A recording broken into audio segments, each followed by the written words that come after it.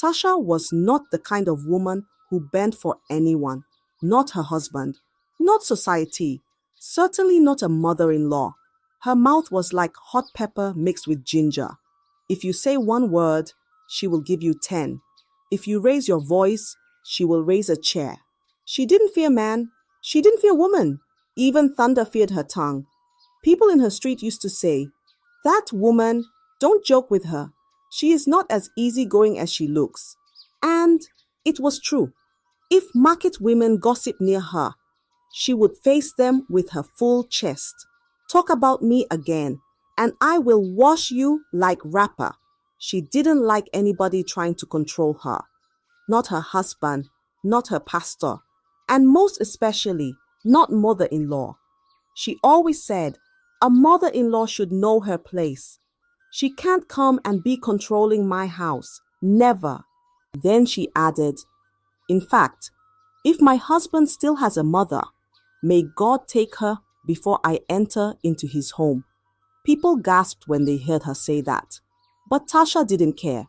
She had fire in her bones and thunder in her tongue.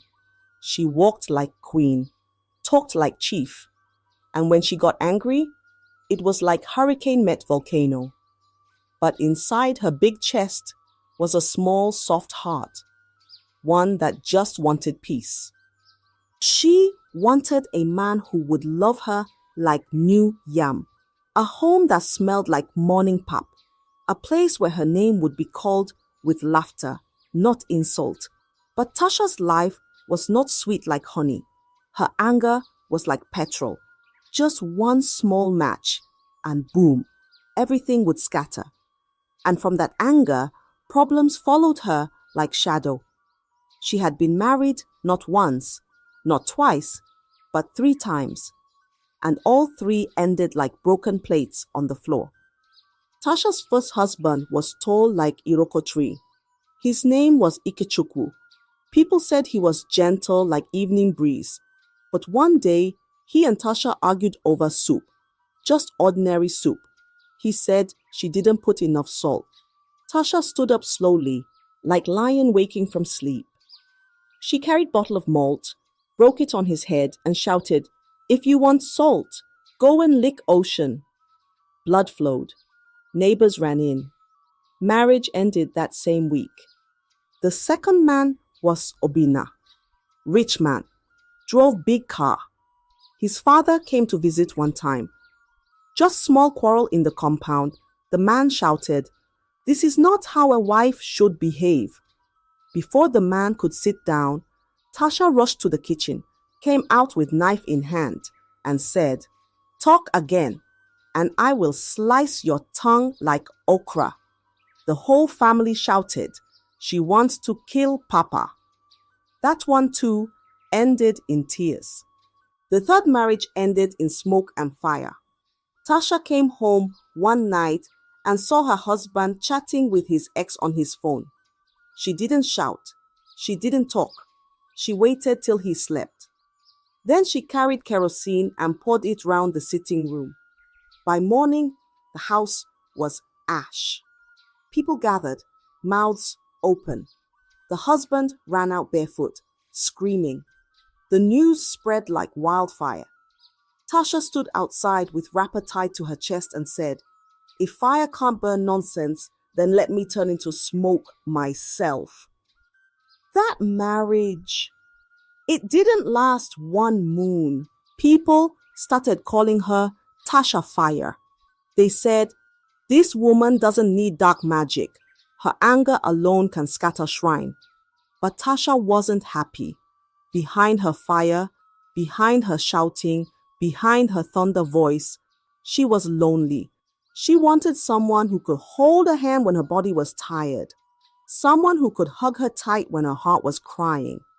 She was not a wicked woman. She just didn't know how to kneel. She didn't want to fight. She just wanted peace. But peace always ran from her like chicken runs from cutlass. Far away, in another town, there lived a man called Tochukwu. Handsome man. Fine face, clean teeth, beard like fresh cocoyam. Age, 34. Money, he had it. Cars, 2, House, big like church. Business, moving like wind. People used to say, Tochukwu has everything except wife. Every Sunday, his neighbors would ask, Mr. Tochukwu, when are we coming to eat rice? He would just smile and wave, but his smile was hiding something. The real reason Tochukwu was not married was not because of bad luck. It was because of one woman, Mama Doris, his mother. That woman, her mouth was like bell, loud and never tired. Her eyes were sharp like needle. Her voice could wake dead goats. She was a retired teacher, but she still shouted like she was in class. People in the village feared her more than snake. She was always carrying Bible in her left hand and thunder in her right. Prayer, she would shout every morning. Holy Ghost fire! Back to sender! My son shall not marry a Jezebel. When Tochukwu grew up and became a man, Mama Doris still treated him like a little boy. She would enter his bedroom without knocking. She would open his drawers, check his clothes, even sniff his shirts to see if another woman had touched them. If he brought a woman home, she would stand in the kitchen, arms folded, face strong like stone, and say, Who taught you to cook like this? Is this food or punishment? Tochukwu loved his mother, but that love was like prison. Because no matter the woman he brought home, Mama Doris would scatter it like wind scatters dry leaves. She said, No woman is good enough for my son. They all want to eat his money and tie his destiny. She followed him like shadow. Even when he traveled, she would call every 1 hour. Tochukwu was tired. His house was quiet. His bed was cold. But he had no peace.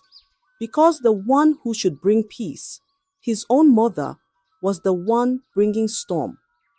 Tochukwu was a man who walked with quiet steps and gentle eyes.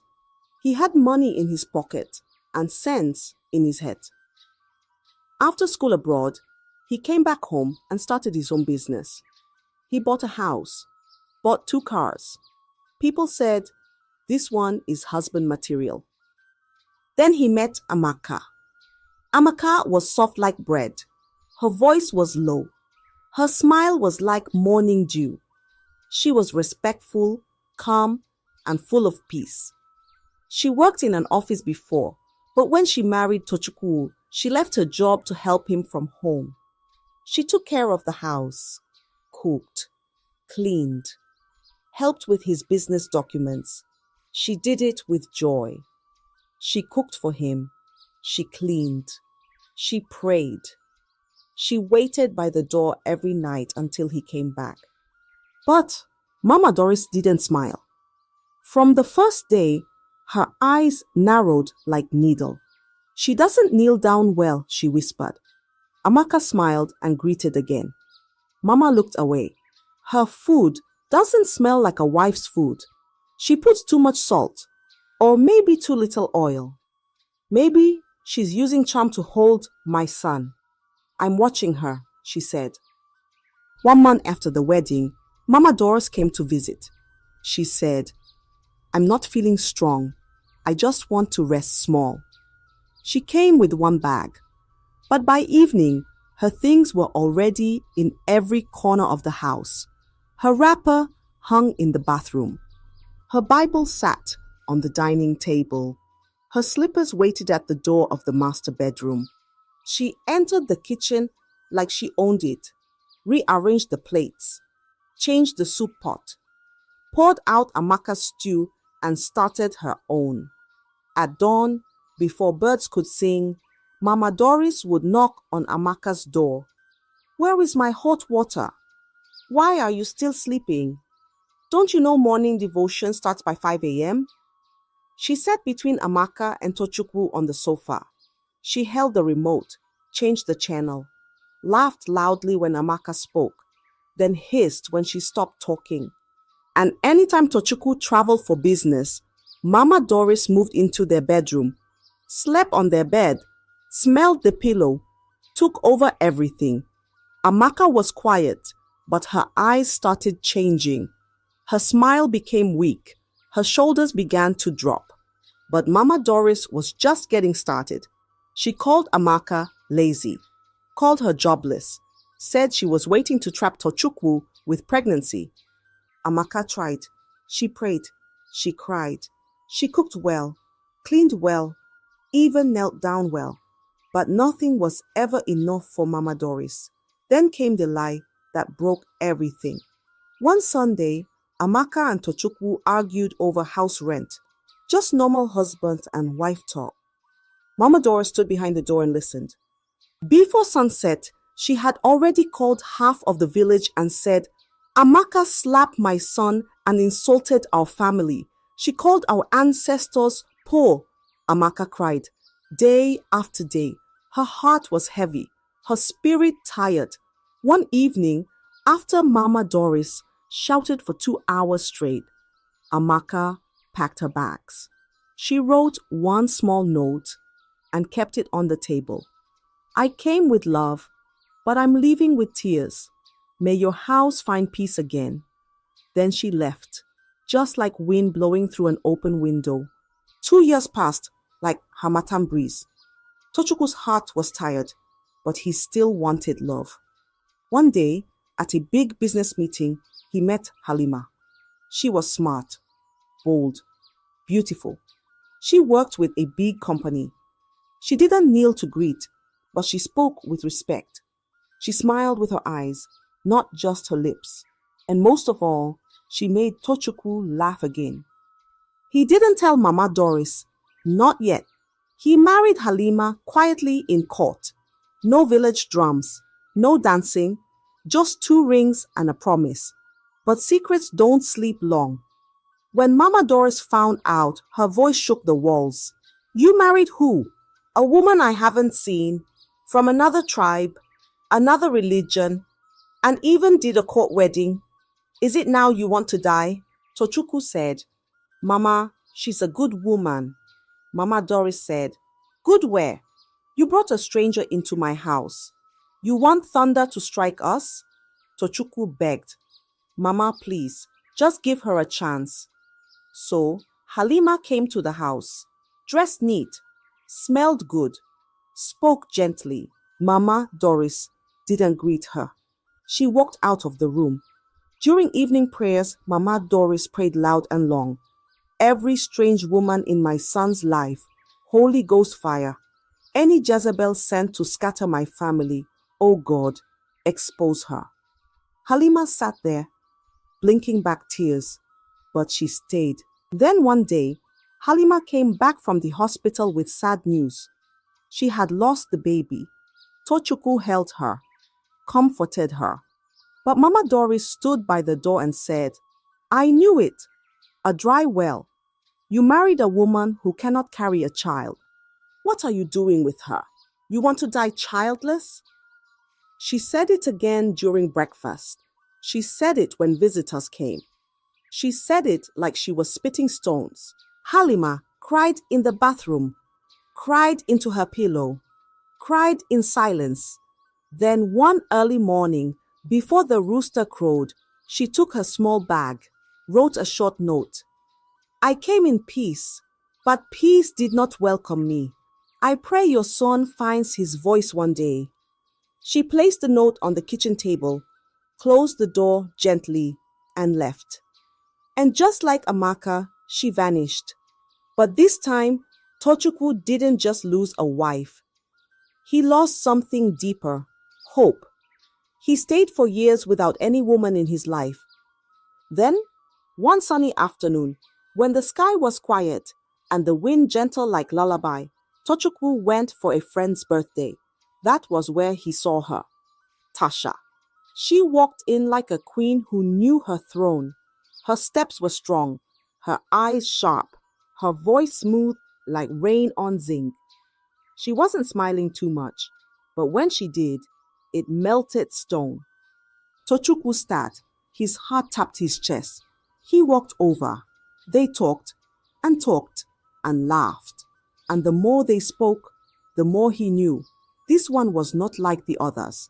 She had fire, but not wildfire. This one was steady, controlled, bright. She told him about her job, how she ran her own digital firm, how she was done with nonsense men and nonsense people. Tochukwu listened. Then he sighed. I need to tell you something, he said. She looked at him. Go ahead. He rubbed his head slowly. My mother, she's very involved. She ruined my last 2 marriages. She wants to control everything. I want peace this time, Tasha. Please. Tasha laughed. Not loud, just deep. Then let me meet the lioness in her den, she said, her eyes shining. I'm not your ex's. I don't kneel for madness. If she brings fire, I have my own. Tochukwu smiled small, but fear hid behind it, because he knew 2 fires don't make peace. They make smoke, and maybe war. The first day Tasha stepped into Tochukwu's kitchen, she smiled and tied her apron. The air smelled of pepper and palm oil. She danced small as she stirred the pot. But Mama Doris stood at the door, arms folded, eyes hard. She watched like a hawk watching a chicken. Tasha added, crayfish. Mama Doris hissed. Tasha added pepper. Mama Doris stepped closer. Is this food or punishment? You want to burn someone's tongue? Tasha didn't answer. She just stirred slower. Where's the scent leaf? This soup has no spirit, Mama Doris said again. She picked salt, tasted the soup with her finger, and dropped the spoon with a loud clank. Too much seasoning. Modern girls don't know how to cook again. Tasha blinked. Her hand gripped the spoon tighter, but her lips stayed shut. That evening, as Tochukwu drove into the compound, Mama Doris rushed out with joy. She hugged him before he stepped down. Her voice was loud, sweet like fake honey. My son, my crown, welcome. As he walked in, Tasha came with a glass of cold juice. Mama Doris stepped in front of her and took it first. Let me serve him. I raised him. You just arrived. Tasha stood still. She didn't blink. She didn't smile. But her eyes burned like hot charcoal under dry wood. Tochukwu looked from his mother to Tasha. He felt it. Something was rising. Something strong. Something that smelled like smoke before fire. One morning, after Mama Doris insulted her for the 5th time before breakfast, Tasha sat in the parlor, legs crossed, eyes fixed on the TV. Mama Doris stood by the door, arms crossed, waiting to complain again. You didn't greet me this morning, she said, voice sharp like broken glass. Tasha turned slowly. I greeted you, Mama. You greeted like you're doing me favor. Is that how you greet elders in your village? Tasha stood up, walked close. Her voice was low, but it carried weight. Mama, I've been quiet. I've cooked. I've cleaned. I've endured your words. But let me say this, respect is not one way. If you push me, I will push back. Mama Doris gasped like someone poured cold water on her. She stepped back and shouted, Tochukwu, are you hearing her? She wants to fight me. This girl has fire in her eyes. Send her away before she burns the house. Tochukwu came out slowly from the room, confused, tired. He looked at both of them. The woman who raised him, the woman he loved. But Tasha didn't move. She didn't cry. She didn't shout. She just stood tall, like a tree that won't bend for the wind. And in that moment, Mama Doris saw it. This one was not going anywhere. The house was quiet that afternoon. Sun was hot. Air was dry. Even the fan was tired. Tasha was in the kitchen, boiling rice. Mama Doris was in her room, silent like snake hiding in grass. Then suddenly, my God, Mama Doris screamed. She ran into the sitting room holding her arm. Blood was dripping. Her wrapper was stained. Her voice shook the walls. 1 hour later, Tochukwu came back from work. He opened the door and saw blood on the floor. He dropped his bag, heart beating fast. "What happened?" he shouted. Mama Doris rushed out, wrapper loose, tears in her eyes. Tochukwu turned to Tasha. "Is this true?" he asked. Tasha's eyes were red, not from guilt, but from anger. "I didn't touch her," she said slowly. "I didn't even go near her." Mama Doris fell on the floor, shouting like funeral had started. Tochukwu's head was spinning, but deep inside, something didn't sit well. He waited till night when everyone was asleep. Then he remembered the small camera he installed in the kitchen months ago after thieves broke into the house once. He quietly picked his phone, opened the app, rewound the video, and there it was. Mama Doris, standing alone, holding small blade, looking around. Then slowly, she dragged it across her own arm. Blood came out. She rushed to the sink, washed the blade, wiped her hands, and sat down quietly like nothing happened. Tochukwu dropped the phone. His hand was shaking. He said nothing the next day. He didn't shout. He didn't cry. But from that moment, his eyes opened. The woman he called Mama was not just prayer warrior. She was war herself. The time came. Tasha stood one morning, tied her wrapper firm, and told Tochukwu, "No wedding until I meet your people. I want to see where you come from." Tochukwu nodded. "All right, we'll go to the village for introduction." Before the words could settle, Mama Doris shouted from the corner, "I must follow. They will not charm my son in that village. I must be there with my prayers." Tasha looked at her. Mama looked back. Fire met fire, but no one spoke.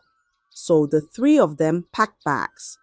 Big sack for Mama Doris, small traveling bag for Tasha. Tochukwu just carried a briefcase. That evening, they entered the night train. As they stepped into the cabin, Mama Doris rushed ahead and sat beside Tochukwu, her hand already holding his arm tight like rope. She looked at Tasha and smiled small. Tasha looked at her, then quietly sat opposite them. Her eyes didn't blink. Her mouth didn't smile. Trouble sat between them, not shouting, not crying, just sitting there, waiting. The train started moving. Chuku chuku, chuku chuku. The sound of the engine covered the silence in the cabin. Each time Tasha tried to speak, Mama Doris would cough loud. Each time Tochukwu smiled at Tasha, Mama Doris would grab his hand and say, "My son, are you hungry? Should I make you tea?" Tasha said nothing, but her fingers were folding her wrapper like someone tying battle around her waist. Night came. The cabin lights were dim, but the fire inside that train was just warming up. The train was moving slowly through the night. The window whistled small breeze. The engine made soft noise like drum rolling in the dark. Inside the cabin, fire was breathing. Mama Doris had already rushed to sit beside Tochukwu. Her bag was by her feet. Her hand was on his lap. "My son, do you want water? Should I fan you? Hope you are not too cold." Tasha sat opposite. Her eyes were dry. Her lips were tight. She didn't say a word, but her leg was shaking under her wrapper, like thunder hiding in cloud. Each time Tasha spoke, Mama Doris would laugh loud and say, "Nobody asked you." If Tochukwu turned to answer Tasha, Mama Doris would hold his hand quickly and say, "Face me, my son. Don't mind her. She's just jealous because you love me more." Passengers around them were pretending to sleep, but one by one, eyes started opening.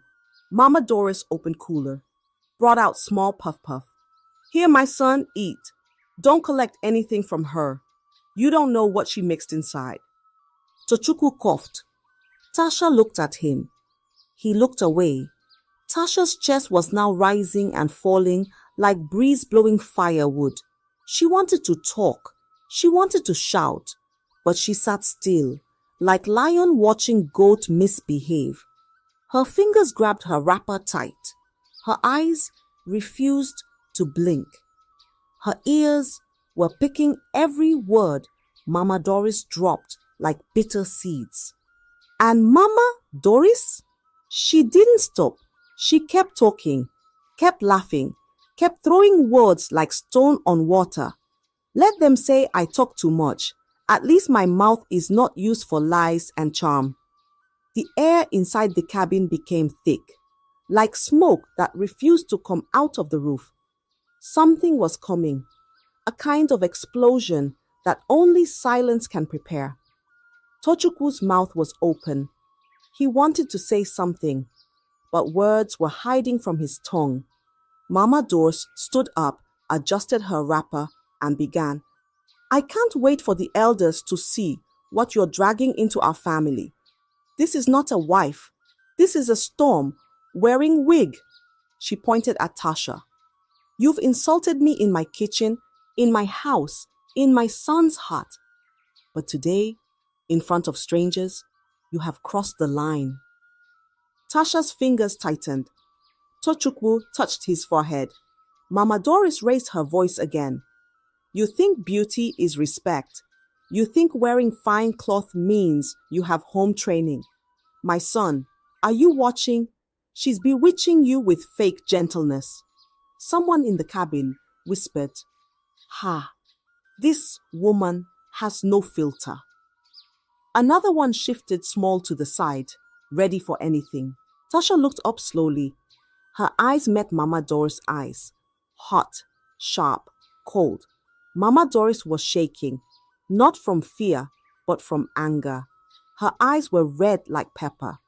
Her hand rose slowly, fingers wide like frying pan. She shouted, Let me teach you how to respect your mother-in-law today. Her palm flew through the air. But Tasha moved, sharp, quick, smooth like cat jumping fire. She dodged the slap, and before Mama Doris could bring her hand down, bam! Tasha's own slap landed. Hot, loud, wicked. The sound slapped the cabin. Brah! One baby in the corner started crying. A woman gasped and covered her mouth. A man dropped his snacks. Mama Doris froze. Her hand remained in the air. Her cheek turned red like burning charcoal. She shouted, You slapped me? Me? Your mother-in-law? Tasha stood up, her wrapper shaking on her waist. Yes, because enough is enough. You have carried insult like handbag, but today I drop it for you. Mama Doris stood too. Her legs were shaking, like broom dancing in her Matan breeze.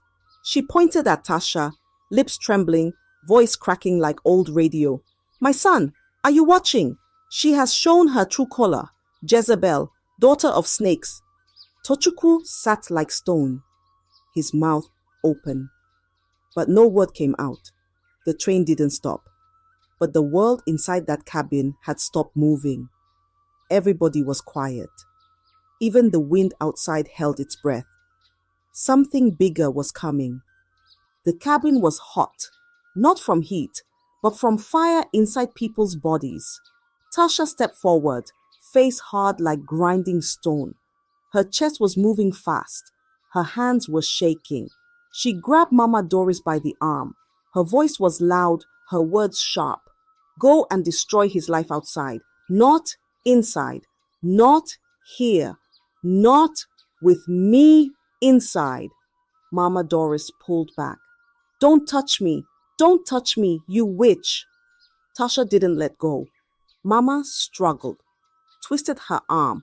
Her wrapper slipped a little. Passengers stood up now. Some shouted, Hey, take it easy please. But it was too late. The train door had been opened a little for fresh air. Mama Doris lost her step. Her slippers bent. Her legs slipped. Her back leaned the wrong way. One scream.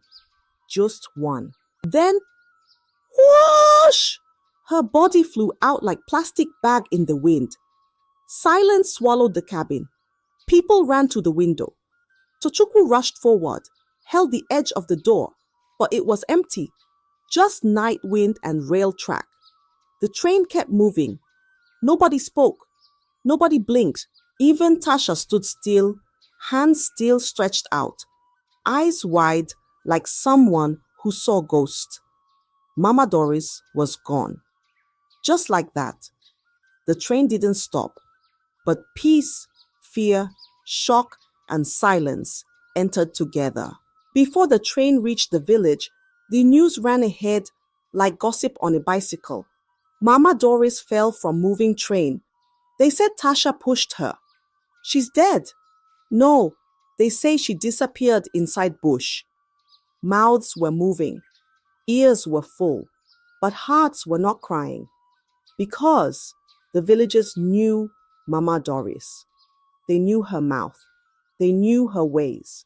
She was the woman that chased her neighbor with Bible. The one that poured anointing oil on people's soup. The one that prayed fire on every bride.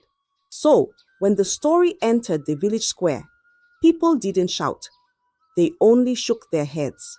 One elder removed his chewing stick, wiped his mouth, and whispered, "Sometimes evil wears respect, like rapper." Another one nodded slowly and said, "That girl may have saved him from spiritual problem." Even the women that used to gossip Tasha before began to whisper differently. "At least this one does not carry charm," one said. "She just had enough." The chief of the village heard it too. He called his elders. They all sat under the mango tree and talked quietly. No one said, "Let's fight Tasha." No one said, "Let's report to police." No one even said, "Sorry," because deep down, they all knew Mama Doris had been fighting peace for too long. And this time, peace fought back. The train finally stopped at the next small station. People rushed down. Some were still talking. Some were just silent. Railway workers called rescue team. Torchlights came out. Voices shouted into the night. "Check the bush! Look by the rail. She might be alive." After almost 1 kilometer, they found her. Mama Doris, lying deep in the bush. Her wrapper was torn. One leg bent like old broom. Her head was big on one side, blood on her elbow, dust all over her face. But she was breathing, small, like wind trying to blow through tight hole. She groaned, "Water! Somebody give me water." They rushed her to the nearest hospital in town. Doctors carried her in. Nurses cleaned her up. Oxygen pipe entered her nose. Needle entered her hand. Bandage covered her leg. She didn't die. Her body was broken, but her mouth still moved small. Back at the station, Tasha stepped out of the train slowly. Her eyes were tired. Her wrapper was loose. Her hands held her small bag. 2 policemen walked up to her. No greeting, no talking. One of them brought out handcuffs and said, "You are under arrest for attempted murder." The metal clicked around her wrist. Tochukwu froze. People shouted, "Ah, she didn't push her. It was mistake." But police, no, they hear noise. They carried Tasha into the van like she was thief. Drove away. Tochukwu stood there, chest heavy, eyes empty. His world was now like Mama Doris' body, scattered, bleeding, and not sure if it would survive. Mama Doris was lying on the hospital bed, bandage on her head, leg tied with white cloth, drip hanging beside her like silent punishment. She looked weak, but her face still held pride, that same pride that chased peace away from her house. Tochukwu entered the room, quiet, like someone carrying grief. He pulled chair and sat by her side. His voice was low, but sharp like blade. Why, Mama? Why do you hate every woman I bring? What did they do to you? Mama Doris looked away, eyes on the ceiling. I was protecting you. Tochukwu's face changed. His voice rose. Protecting me? He said. You broke my heart 3 times. You chased Amaka away. You called Halima barren. Now Tasha is in police cell because of you. Mama Doris opened her mouth, but nothing came out. Tochukwu stood up, his hand on his chest. His eyes were wet, but he wiped them quick. If you don't tell me the truth today, I swear, I'll walk out of this hospital and never come back. You can die here alone, Mama. No tears, no goodbye. Silence filled the room. Even the drip beside her stopped making sound.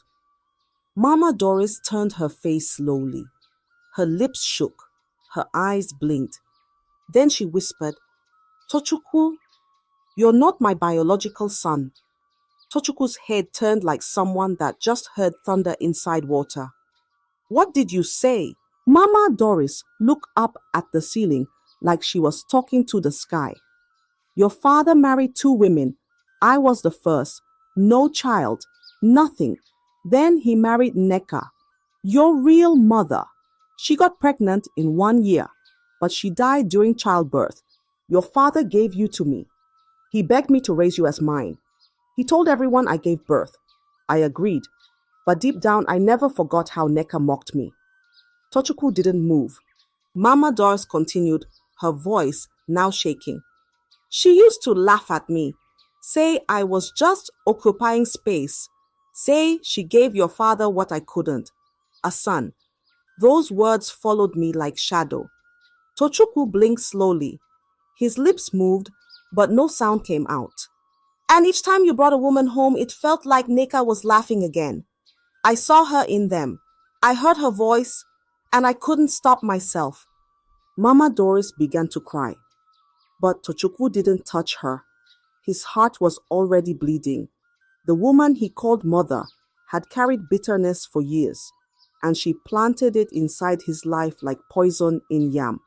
Tochukwu stood slowly. His chest was heavy like sack of wet sand. So, all this pain, all this destruction was because of something she said before dying. Mama, Doris nodded. Yes, I let bitterness grow inside me, and it made me blind. She cried harder now, but Tochukwu didn't hug her. He picked his phone, walked to the door. Before leaving, he said quietly, You didn't destroy them, Mama. You destroyed me. Then he walked out. Her tears followed him, but his ears had closed. Back in the police station, the officers watched the video from the kitchen camera. They saw everything. Mama Doris standing alone, holding blade, cutting her own arm, washing the knife, and later, on the train, they saw her slip. No push, just struggle, noise, and a fall. It was clear now Tasha didn't try to kill her.